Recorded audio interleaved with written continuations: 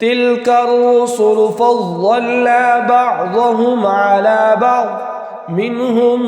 من كلم الله ورفع بعضهم درجات وآتينا عيسى ابن مريم البينات وأيدناه بروح القدس ولو شاء الله ما اقتتل الذين من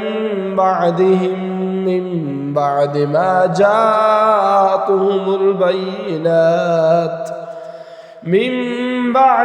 جاءتهم البينات ولكن اختلفوا فمنهم من آمن ومنهم من كفر ولو شاء الله ما اقتتلوا ولكن الله يفعل ما يريد. يا أيها الذين آمنوا أنفقوا مما رزقناكم من قبل أن يأتي يوم لا بيع فيه ولا خلة ولا شفاعة والكافرون هم الظالمون. الله لا إله إلا هو الحي القيوم لا تأخذه سنة ولا نوم له ما في السماوات وما في الأرض من ذا الذي يشفع عنده إلا بإذنه يعلم ما بين أيديهم وما خلفهم ولا يحيطون بشيء من علمه إلا بما شاء وسع كرسيه السماوات والأرض ولا يؤوده حفظهما وهو العلي العظيم. لا إكراه في الدين قد تبين الرشد من الغي فمن يكفر بالطاغوت ويؤمن بالله فقد استمسك بالعروة الوثقى لا انفصام لها والله سميع عليم. الله ولي الذين آمنوا يخرجهم من الظلمات إلى النور والذين كفروا أولياؤهم الطاغوت يخرجونهم من النور إلى الظلمات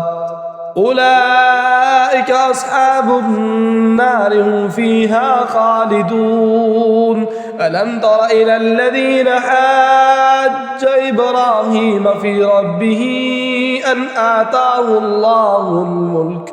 إذ قال إبراهيم ربي الذي يحيي ويميت قال أنا أحيي وأميت قال إبراهيم فإن الله يأتي بالشمس من المشرق فأت بها من المغرب فبهت الذي كفر والله لا يهدي القوم الظالمين. أو كالذي مر على قرية وهي خاوية على عروشها قال أنى يحيي هذه الله بعد موتها فأماته الله 100 عام ثم بعثه قال كم لبثت قال لبثت يوما أو بعض يوم قال بل لبثت 100 عام فانظر إلى طعامك وشرابك لم يتسنه وانظر إلى حمارك ولنجعلك آية للناس وانظر إلى العظام كيف ننشزها ثم نكسوها لحما فلما تبين له قال أعلم أن الله على كل شيء قدير. وإذ قال إبراهيم رب أرني كيف تحيي الموتى قال أولم تؤمن قال بلى ولكن ليطمئن قلبي قال فخذ 4 من الطير فصرهن إليك ثم اجعل على كل جبل منهن جزءا ثم ادعوهن يأتينك سعيا واعلم أن الله عزيز حكيم مثل الذين ينفقون أموالهم في سبيل الله كمثل حبة أنبتت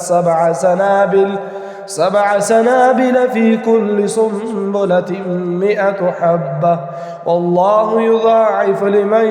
يشاء والله واسع عليم الذين ينفقون أموالهم في سبيل الله ثم لا يتبعون ما أنفقوا منا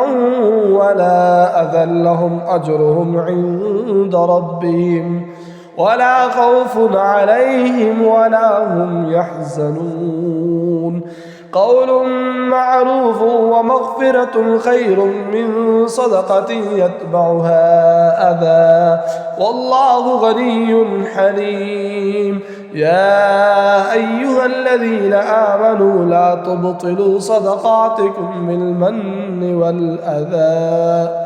كالذي ينفق ماله رئاء الناس ولا يؤمن بالله واليوم الآخر فمثله كمثل صفوان عليه تراب فأصابه وابل فتركه صلى لا يقدرون على شيء مما كسبوا والله لا يهدي القوم الكافرين ومثل الذين ينفقون أموالهم ابتغاء مرضات الله وتثبيتا من أنفسهم كمثل جنة بربوة أصابها وابل فآتت أكلها ضعفين فإن لم يصبها وابل فطل والله بما تعملون بصير أيود أحدكم أن تكون له جنة من نخيل وأعناب تجري من تحتها الأنهار له فيها من كل الثمرات وأصابه الكبر وله ذرية ضعفاء فأصابها إعصار فيه نار فاحترقت كذلك يبين الله لكم الآيات لعلكم تتفكرون